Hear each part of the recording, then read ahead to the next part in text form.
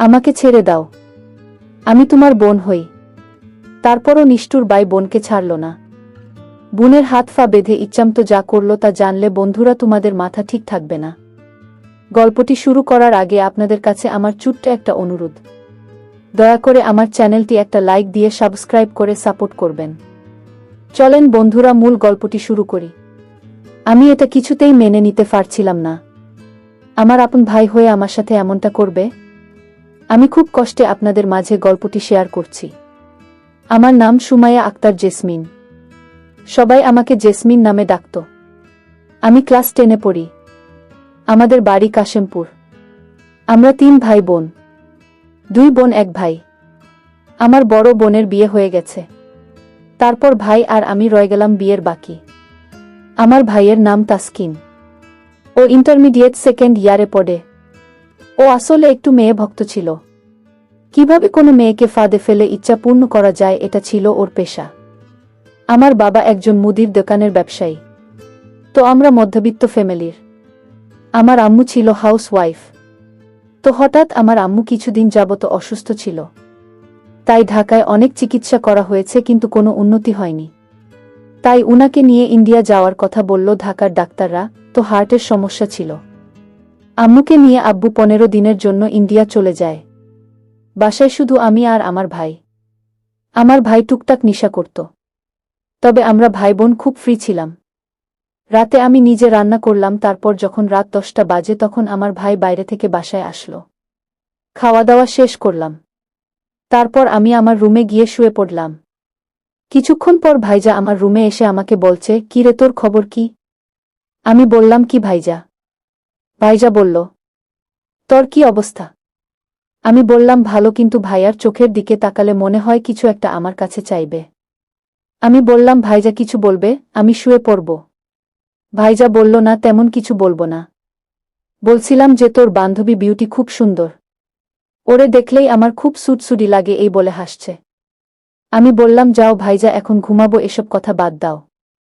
কিন্তু ভাইজা রুম থেকে বের না হয়ে আরও আমার পাশে এসে হালকা করে জড়িয়ে ধরে বলল, আরে ফাগলি, আমি তোর সাথে দুষ্টামি করছি।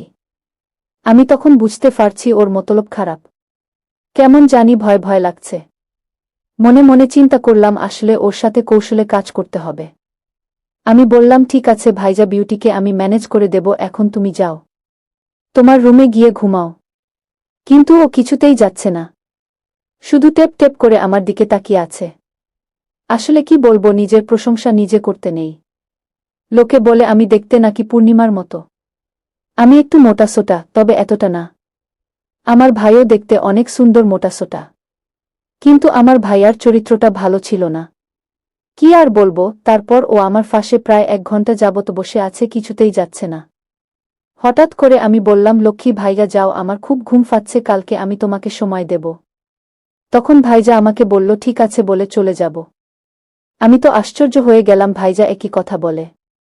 তারপর দেখতে পারলাম ও খুব ইমোশনাল। বললাম, ঠিক আছে, এখন চলে যাও। তারপর ও আমার দুঘালে 2টো চিমটি দিয়ে চলে গেল। আমি কোনো রকম তাড়াতাড়ি দরজাটা লাগিয়ে ঘুমিয়ে পড়লাম। তারপর সকাল হলো, আমি স্কুলে গেলাম, ভাইজা কলেজে গেল। তারপর স্কুল থেকে এসে রান্না বান্না করে বসে আছি। কিন্তু এদিকে প্রায় রাত 11:30 বেজে গেল, ভাই আসছে না। বাসায় আমি একা একা। আকাশের অবস্থাও ভালো না, কেমন জানি বিদ্যুৎ চমকাচ্ছে। টেনশনে ভাইয়াকে একটা ফোন দিলাম, তুই কোথায় আছিস? ও বলল, আমি আসতেছি, আধা ঘন্টার ভিতরে চলে আসব। আসতে প্রায় 12টা বেজে গেল। তারপর আমি বললাম, ভাইজা এত রাত করে আসলে, আমি বাসায় একা। ভাইয়া উত্তর দিল, আসলে একটু বন্ধুবান্ধবের সাথে আড্ডা বেশি হয়ে গেছে, তো সরি বোন, আসতে দেরি হয়ে গেছে। আমি বললাম, ওকে, তাড়াতাড়ি হাত পা ধুয়ে আয়, খাওয়া দাওয়া করবি। এই বলে ভাইজা আমার ফাঁস দিয়ে যাচ্ছে। কিন্তু ওর শরীর থেকে কেমন জানি একটা গন্ধ আসছে। আমার বমি বমি ভাব লাগছে। আমি বললাম, ভাইজা, এগুলা কেন খাস? ভালো করে মুখ ধুয়ে তারপর আয়। ভাইয়া মুচকি হেসে বলল, তোকে জ্ঞান দিতে হবে না।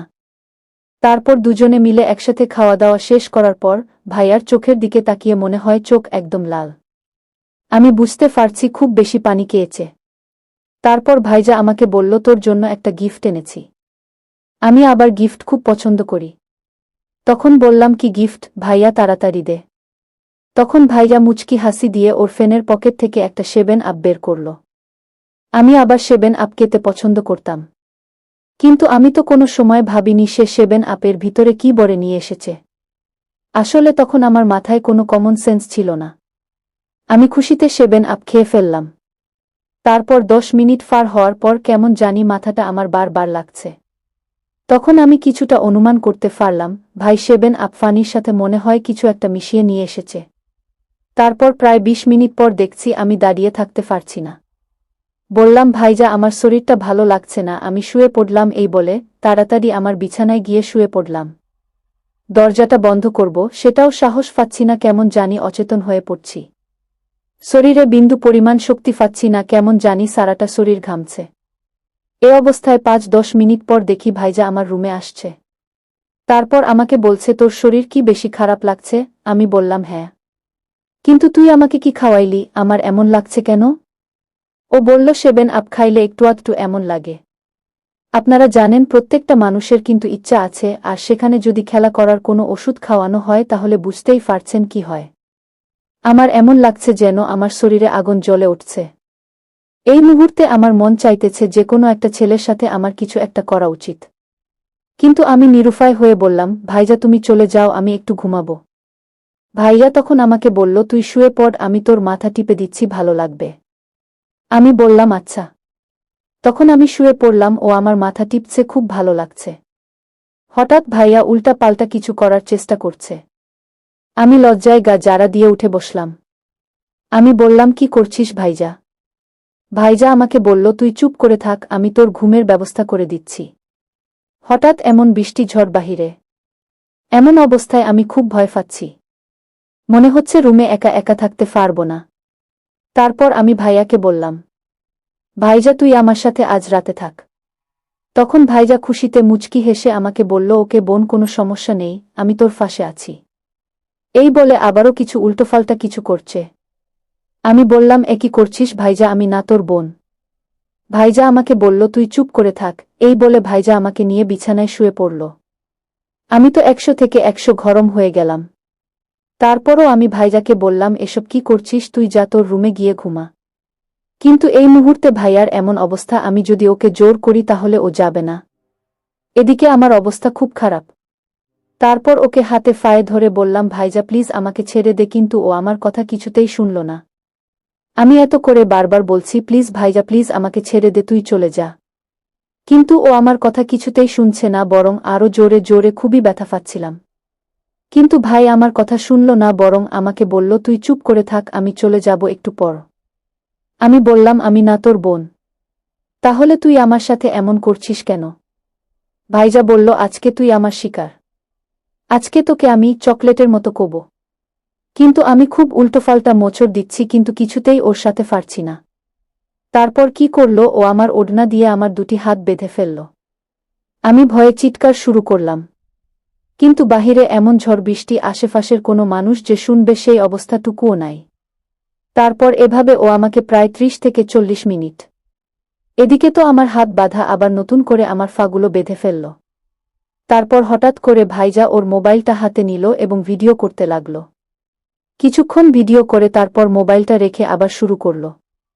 উফ, কি ব্যথা, আমি সহ্য করতে পারছি না। তারপরও মনে মনে ভাবলাম, যা হওয়ার তো হয়ে গেল, আর তো কিছু বাকি নাই।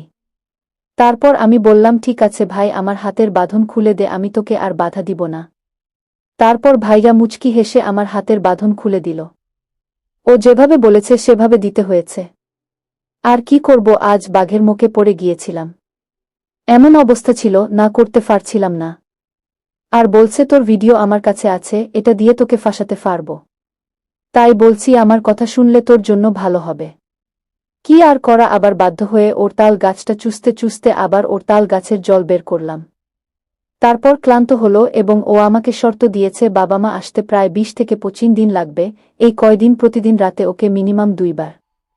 বন্ধুরা, এমন অবস্থায় চলতে লাগল। এখন আমি কি করব ভেবে পাচ্ছি না।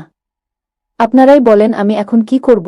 যেখানে ভাইয়ের কাছে বোনের নিরাপদ নেই, সেখানে কি করার আছে? আজকের এই ভিডিও থেকে শিখতে পারলাম, আপনারা যারা বিশেষ করে মেয়েরা আছেন, সচেতনভাবে চলা উচিত। বর্তমানে দেশের অবস্থাও বেশি একটা ভালো যাচ্ছে না। তবে আমার জীবনে একটাই ভুল ছিল, সেটা হলো ভাইয়ের দেওয়া 7 আপ। এই 7 আপ খাওয়া আমার জীবনে ছিল চরম অপরাধ। তো বন্ধুরা, আপনারা কেউ আমার মতো এমন ভুল করবেন না যে ভুলে সারা জীবন মাসুল দিলেও শেষ হবে না। তো বন্ধুরা, আপনাদের সুস্থতা কামনা করে আজকের মতো ভিডিওটি এখানেই শেষ করলাম। আর যদি ভিডিওটি দেখে যদি ভালো লাগে তাহলে চ্যানেলটি সাবস্ক্রাইব করে পাশে থাকুন, যাতে সবার আগে আপনি মজার ভিডিও দেখতে পান। এতক্ষণ ভিডিওটি দেখার জন্য আপনাকে অসংখ্য ধন্যবাদ।